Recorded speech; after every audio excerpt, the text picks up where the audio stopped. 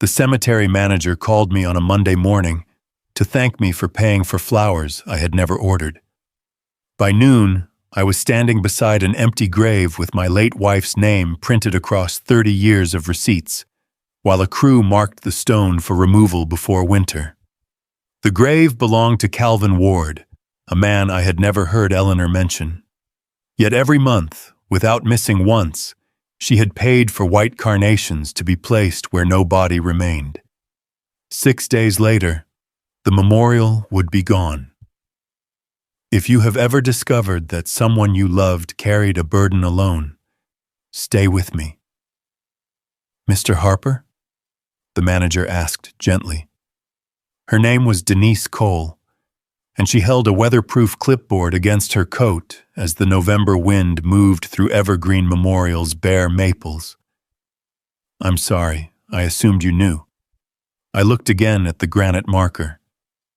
Calvin J. Ward, beloved father, safe journeys. The earth behind it had settled flat years ago, without the slight rise I expected over an occupied grave. A small brass vase held fresh carnations, their white heads bending in the cold. You said Eleanor arranged this? Originally. The account renews automatically from your joint household fund. We send a notice every year. I never saw one. Denise lowered her eyes. Mrs. Harper requested paperless billing. My wife had handled the household calendar, church donations, birthday cards, and every quiet kindness that somehow arrived before anyone asked. During her last illness, I took over the checking account, but not the habits behind it. I had spent 22 years coordinating National Guard transport and another 24 supervising school buses. Missing patterns bothered me. Repeated ones bothered me more. Denise turned several pages. The first payment was dated 30 years earlier. Same florist, same flowers, same delivery day each month. Was Mr. Ward family? She asked. Not mine.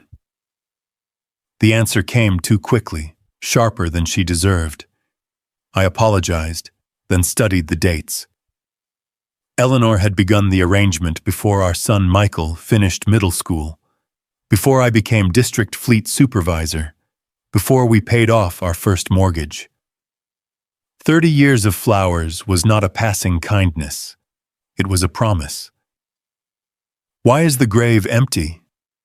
Denise explained that Calvin's remains had been transferred 12 years earlier at a relative's request, but no one had claimed the original memorial. The cemetery had left it standing because Eleanor continued maintaining it. Now older unclaimed stones were being relocated to create winter drainage access. I ran my thumb over the worn carved words, safe journeys. That phrase belonged on buses, retirement cards, and the note Eleanor tucked into my lunch before every guard convoy. Who approved the removal? I asked. Denise hesitated just long enough for me to notice. The redevelopment committee. Which member? Her grip tightened on the clipboard. Richard Voss. I knew the name. Everyone connected to our school district did. Then Denise handed me the final receipt Eleanor had signed herself, and in the lower corner, beside the florist's stamp, I saw an obsolete fleet routing code from the bus system I once supervised. I slipped the receipt into my jacket before driving home, but the routing code stayed in my mind the entire trip. Fleet codes changed every few years as software improved, and the one printed beside the florist's invoice had disappeared nearly 3 decades earlier. It had no business appearing on a flower receipt, unless Eleanor had placed it there deliberately. By the time I pulled into the driveway, I had convinced myself there had to be a simple explanation. Eleanor volunteered at church, donated anonymously, and never believed every act of kindness required a witness.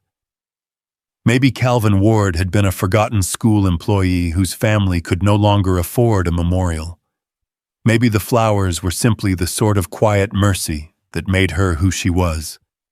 Michael arrived just after dinner carrying grocery bags and his usual concern that I was living on frozen meals. When I mentioned the cemetery, he stopped unpacking and looked at me carefully. "Mom probably adopted another cause without telling anybody," he said. "She did that all the time." "For 30 years?" I asked. He paused. "She never wanted recognition." That sounded exactly like Eleanor, and for a few minutes I wanted desperately to believe it. After Michael left, I unlocked the cedar desk she had always called her memory cabinet. I had avoided opening its lower drawer since the funeral because everything inside still smelled faintly of lavender stationery and the hand lotion she favored. Bills were arranged by year. Birthday cards were tied with faded ribbon. Church bulletins sat beside recipe cards written in her neat handwriting. Nothing suggested secrets. Then I found a narrow envelope marked only with the word flowers. Inside were dozens of receipts, one for every month, each listing white carnations delivered to Calvin Ward's memorial. The earliest receipt matched the first year Denise had shown me. Every payment fell on the same November date. I spread them across the dining table until they formed a long paper timeline of Eleanor's private ritual. Beneath the final receipt rested an old photograph. Eleanor stood near a damaged yellow school bus wrapped in caution tape. Her face looked younger, frightened, and unusually tired. Several transportation officials stood behind her, but time had faded their features. I recognized only the district emblem on one jacket and the remains of a temporary command trailer in the background. On the back, Eleanor had written only 6 words. Never let him be forgotten. No name. No explanation. My chest tightened in a way grief had not managed for months. Was she speaking about Calvin? Had she known him before we met? I hated myself for asking the question, yet once it appeared, I could not push it away. Then I noticed something else. Every receipt listed white carnations, but one carried a tiny handwritten notation beside the florist's stamp. It matched the obsolete fleet routing code from the cemetery receipt exactly. Eleanor had repeated it year after year on purpose. I slept less than 3 hours that night. By sunrise, I had already decided something that surprised even me. I would stop asking questions publicly. If someone had spent 30 years hiding the truth, announcing that I was looking for it would only encourage them to hide it better. My years coordinating National Guard transportation had taught me that people protected information differently once they believed an inspection was over. Sometimes the quickest way to learn something was to appear finished. So I called the cemetery office and told Denise I understood why the memorial had to be relocated. Then I left a polite voicemail for Richard Voss, saying I had no intention of causing problems for the redevelopment committee. His assistant returned my call within 20 minutes, thanking me for being practical. The speed of that response bothered me more than the words themselves. Michael dropped by later that morning. When I told him I was letting the matter go, relief spread across his face.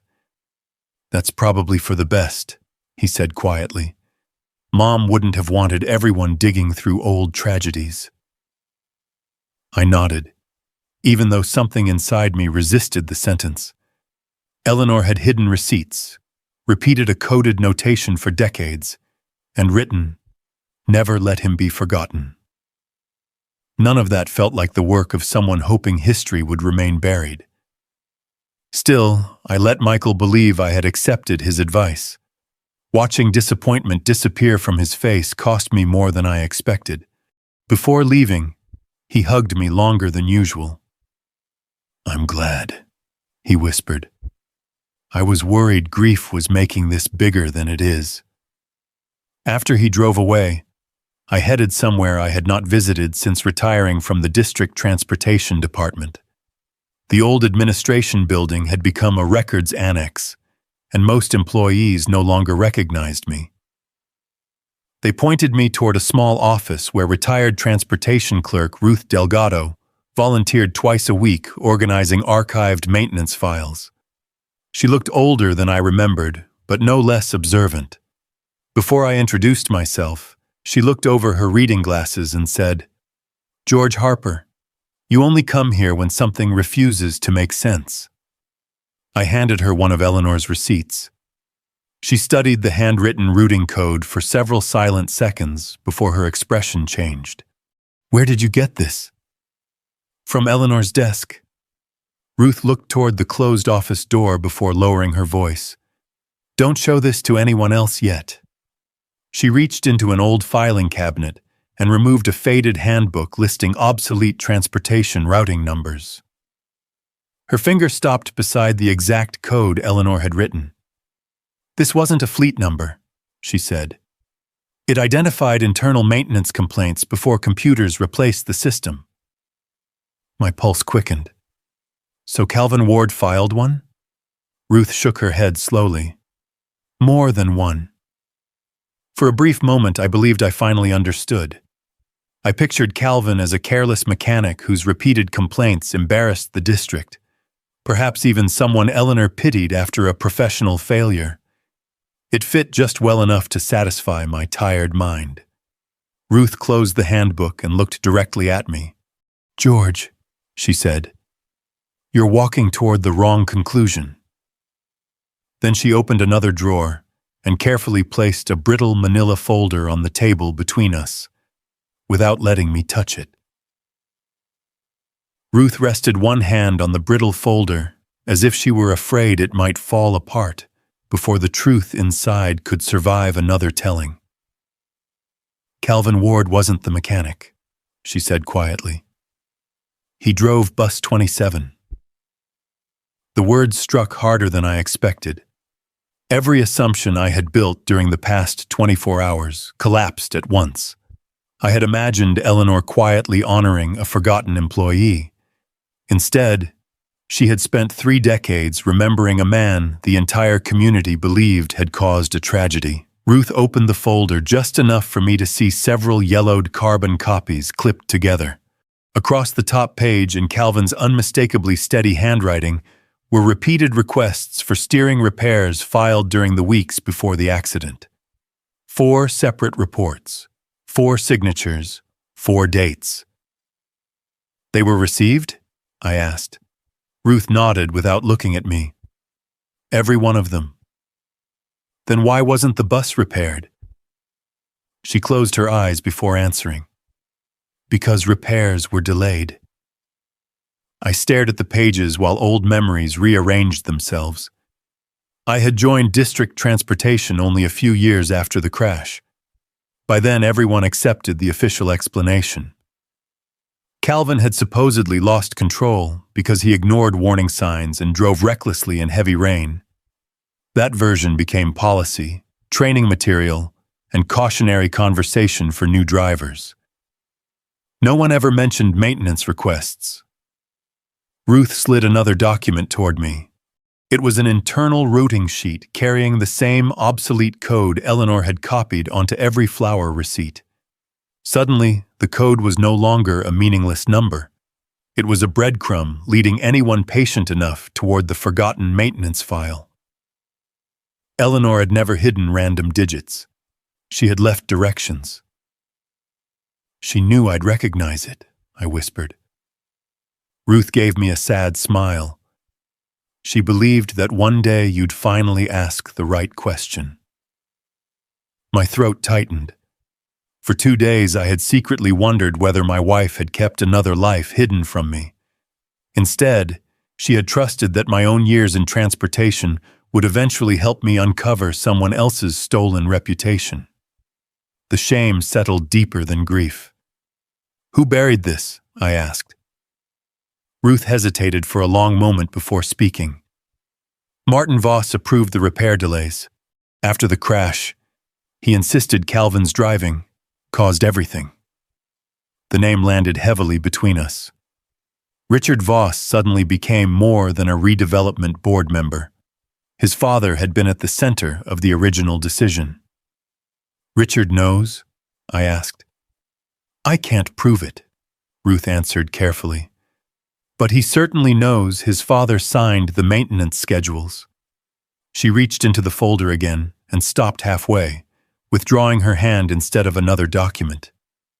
"There's something missing." "What?" "The original authorization sheet. I destroyed it years ago." I looked up in disbelief. Tears gathered in her tired eyes before she forced herself to continue. I was frightened. Lawyers were everywhere. My husband had just started chemotherapy. I convinced myself nobody would ever reopen the investigation. The room fell silent except for the soft hum of an aging heater. Losing that document felt irreversible. Then Ruth looked directly at me again. But Eleanor refused to believe the truth should disappear with one piece of paper.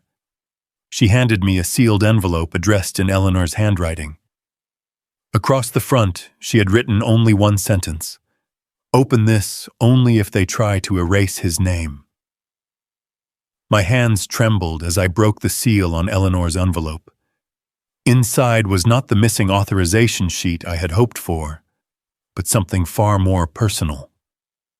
A folded letter rested beside another carbon copy of Calvin Ward's fourth maintenance report. The report carried the same routing code Eleanor had hidden on every flower receipt, but this copy also bore a faint clerk's stamp, proving it had reached the Transportation Administration office before the accident. It was enough to show Calvin's warning had traveled through official channels, though not enough to identify who had stopped it afterward. Eleanor's letter began with only one sentence: "George, if you're reading this, someone is trying to erase Calvin twice." I read the rest slowly, hearing her voice with every line. She admitted she had never doubted my integrity, only my loyalty to official records. She believed I would have accepted whatever the district concluded because that was how I had been trained to serve. She also confessed that Calvin's teenage daughter had begged her never to reopen the case while she was still growing up under the weight of her father's ruined reputation. Eleanor promised the girl she would wait. Until then, she would leave flowers every month so one person in town still remembered Calvin with kindness instead of blame. I lowered the letter and covered my eyes. The secret I had mistaken for betrayal had always been an act of protection. Ruth remained silent until I finished reading. "She carried that promise longer than anyone knew," she whispered. Before I could answer, my phone rang. Michael. I told him everything: the letter, Calvin's reports, the routing code, even the shame I felt for doubting his mother. He listened without interrupting until I mentioned Martin Voss. "Dad," he said carefully, "Richard Voss called me this morning." The words chilled me. Michael explained that Richard had heard I was asking questions and wanted to reassure the family that the cemetery relocation was merely an administrative necessity. He even offered to meet us privately so there would be no misunderstandings. I realized then that Richard was already watching the investigation, even though I had pretended to abandon it. My surrender had lowered his guard, but not his curiosity. By late afternoon, Ruth and I drove to Evergreen Memorial. We arrived just as workers measured the ground around Calvin's marker with bright orange paint. Richard stood nearby, speaking confidently, with two cemetery board members. When he noticed me, he walked over wearing the practiced smile of a man accustomed to resolving public disagreements before they became inconvenient. "George," he said warmly, "I'm glad you decided not to fight this. Sometimes the kindest thing we can do is let the past rest." I almost believed the version of myself he expected to see: tired, defeated, ready to go home. Instead, I reached into my coat and removed only Eleanor's letter, leaving every supporting document hidden. "The past isn't asking to rest," I replied quietly. "It's asking to be remembered honestly." Richard's smile flickered for the first time. Then, a cemetery worker hurried toward him carrying a clipboard. "Mr. Voss," she said nervously, "the relocation crew has been rescheduled. They're starting tomorrow morning instead of Friday." I drove home before dark, but I never unpacked the papers. Instead, I spread every document across my dining room table and studied them the way I once inspected vehicle movement logs before a National Guard convoy. One missing signature could change an entire conclusion. Eleanor understood that. She had not left me dramatic revelations. She had left me a chain that could survive questions. The flower receipts led to the routing code. The routing code led to Calvin's maintenance reports. The reports led to the transportation office. Each piece pointed naturally to the next. That was not grief. That was preparation. By sunrise, I had made 3 identical evidence packets. The first would go to the cemetery's legal counsel. The second, to the school district's compliance office. The third, to the County Historical Preservation Committee, which reviewed public memorial disputes. None contained Eleanor's original letter. That belonged to our family until the truth no longer depended on it. Before leaving, I called Denise. "They're moving the stone today," she said quietly. "Richard ordered the crew to begin before the revised schedule goes public." "Don't stop them," I replied. She hesitated. "You're serious?" "Yes."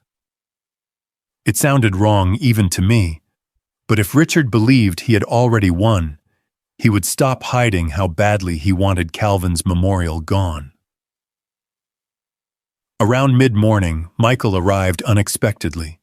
He saw the organized folders on my kitchen table and immediately understood I had never intended to walk away.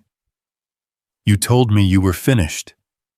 "I told you I wasn't going to fight the relocation." "Dad, I didn't lie." His disappointment hurt more than his anger. "You've been carrying this alone just like Mom did. I was trying to keep you out of it. I'm already in it." For several long seconds, neither of us spoke. Finally, I handed him Eleanor's letter. "Read it." He stood by the window while reading every page. When he finished, his shoulders slowly dropped. "I thought she was protecting herself," he whispered. "So did I." He folded the letter carefully. We were both wrong. It was the first moment since Eleanor's funeral that grief no longer stood between us. It stood beside us instead. By noon, we reached Evergreen Memorial. Workers had already placed lifting straps around Calvin's granite marker. Richard Voss watched from several yards away, speaking confidently with the equipment supervisor as though nothing unusual was happening. When he noticed me, he walked over without hesitation. "I'm sorry it had to happen this way, George. I suppose that depends on what this means." "The relocation." "No," I answered. "I meant the truth." His smile remained steady. "I don't know what you've convinced yourself of, but your wife was a compassionate woman. Sometimes compassionate people create stories because they can't bear ordinary tragedies." Technically, he had accused Eleanor of nothing. Emotionally, he had accused her of everything. I reached into my coat. Richard's eyes followed my hand. For one brief moment, I saw genuine concern cross his face. Then I removed only a sealed mailing receipt. "I've already sent copies of Calvin's maintenance reports and the routing documentation to 3 independent offices." His expression hardened. "You've made a mistake." "Have I?" "Those papers prove nothing." "Maybe not by themselves." He stepped closer, lowering his voice. You still have time to withdraw them. Why would I do that? Because old accusations destroy living families. There it was. Not a denial. A warning. I studied him for a long moment. My wife spent 30 years protecting one forgotten family.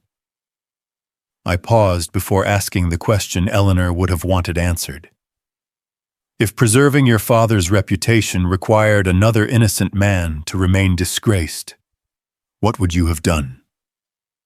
Richard looked away toward the workers preparing Calvin's stone. For the first time since this began, he abandoned the calm confidence that had never left him. Then he quietly said, "Some things should stay buried." He turned toward the foreman. "Go ahead." The hydraulic lift tightened around the memorial as the granite stone slowly began rising from the earth, and Richard walked away, believing he had erased the last visible trace of Calvin Ward forever. The phone began ringing before I reached home. First, it was Denise, then Ruth, then an attorney from the County Historical Preservation Committee asking whether I could attend an emergency review that afternoon. Richard Voss had believed lifting the memorial would end the story. Instead, moving the stone had triggered exactly the legal notification Eleanor had anticipated decades earlier. Once a maintained historic memorial was officially relocated, every supporting record submitted during the process became subject to outside review. Richard had hurried the timetable, but in doing so he had opened a door his father had managed to keep closed for 30 years. Michael drove us to the county administration building while I reread Eleanor's letter one last time. I left the original in the glove compartment. Everything else had already been authenticated through the evidence packets. This meeting was no longer about proving Eleanor's honesty. It was about following the trail she had designed. The review board occupied a modest conference room with fluorescent lights and old oak tables that reminded me of every transportation safety hearing I had ever attended. Richard arrived with an attorney. Neither acknowledged me. The committee chair opened the session by summarizing the relocation dispute. Then the compliance officer from the school district quietly placed my evidence packet onto the table. "We verified these maintenance reports this morning," she said. Richard's attorney immediately objected. "Photocopies are not conclusive." "They are not," the compliance officer agreed calmly, "which is why we continued searching." She reached into another folder. Our archive still contained the dispatch recording log associated with Bus 27. The room became perfectly still. Unlike the missing authorization sheet, dispatch logs had been stored separately for insurance purposes. The officer pressed a small digital recorder connected to restored archival audio. Static filled the speakers. Then a weary dispatcher read Calvin Ward's report into the official log. "Driver reports steering pull to the left. Vehicle removed from route pending maintenance approval." A second voice answered. "Hold release until Mr. Voss reviews the request." The recording ended. Nobody spoke. The words lasted only seconds, but they destroyed the official version of history that had survived for 3 decades. Richard's attorney asked for a recess. The committee refused. Instead, the compliance officer produced one final document. It was a transportation routing ledger recovered that morning from an off-site storage warehouse scheduled for disposal. Beside Calvin's routing code appeared Martin Voss's handwritten notation, delaying maintenance because replacement parts would exceed the quarterly transportation budget. There was no accusation, only ink, only dates, only signatures. The truth no longer depended on memory. Richard stared at the page without touching it. Finally, he whispered, almost to himself, "I never knew there was another copy." The sentence mattered more than any denial he could have offered. He had stopped arguing about whether the documents were genuine. Now he was worried about where they came from. The committee chair folded her hands. "Mr. Voss, this board will immediately recommend suspension of the cemetery relocation record pending formal historical review. We are also forwarding today's evidence to the district's independent ethics office." Richard closed his briefcase slowly. His attorney leaned toward him, speaking too quietly for anyone else to hear. Neither man looked at me again. When they finally stood, Richard paused beside my chair. "I wasn't protecting myself," he said. "I was protecting my father." I looked at him for a long moment. "I believe you." His eyes lifted in surprise. "But protecting someone you love never required destroying someone else's good name." He lowered his head without another word and walked out of the room. No applause followed. No celebration. Only a long silence as everyone slowly realized that Calvin Ward's reputation had finally begun returning home, even though the empty grave still stood without its stone. 3 months later, the first snow of the season settled quietly across Evergreen Memorial. Michael walked beside me carrying a fresh bouquet of white carnations, while Ruth followed several steps behind. The cemetery looked different now. Calvin Ward's granite marker had been returned to its original place after the historical review officially recognized the maintenance failures that had preceded the accident. A bronze plaque beside the stone no longer described him as the driver responsible for the tragedy. Instead, it acknowledged that subsequent evidence had overturned the original finding and restored his good name. It was only a few carefully chosen sentences, but they carried the weight of 3 lost decades. I knelt beside the grave and brushed a thin layer of snow from the base of the monument. "This is where you always wanted them," I whispered. Michael handed me the carnations without speaking. For the first time, I understood why Eleanor had chosen white flowers instead of roses. They asked for nothing. They announced nothing. They simply returned every month with quiet faith that truth deserved company, even when no one else came. Ruth smiled through tears. She kept her promise. I looked toward Eleanor's resting place across the cemetery. "No," I answered softly. "We finally caught up with it." A week later, the school district publicly corrected Calvin Ward's personnel record. His remaining family received a formal letter acknowledging that maintenance failures, not reckless driving, had caused the events that destroyed his reputation.